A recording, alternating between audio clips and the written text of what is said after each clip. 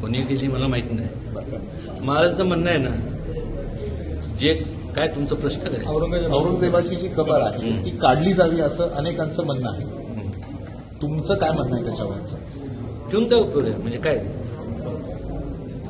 तो लुटायला झाला होता, चोर होता तो, त्याचं उदात्तीकरण काय करायचं?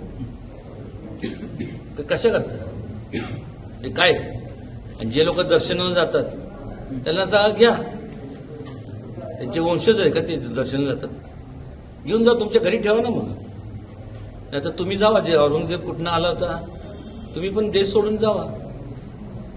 कशाला थांबता येतं? परत कोणतरी म्हणणार हिंदू मुस्लिमचा विषयच नाही या इथले. तुम्ही जर शिवाजी महाराजांचं संपूर्ण जर बघितलं, त्यांचे जवळपास संपूर्ण त्यांचे आरमारातले चीफ हे ते वेगवेगळ्या ह्याच्यातले होते ना, मुस्लिम समाजातले होते सगळे, भेदभाव कधी केला नाही. असं आहे का? त्यांचे संपूर्ण जवळचे अंगरक्षक सुद्धा संपूर्ण होते.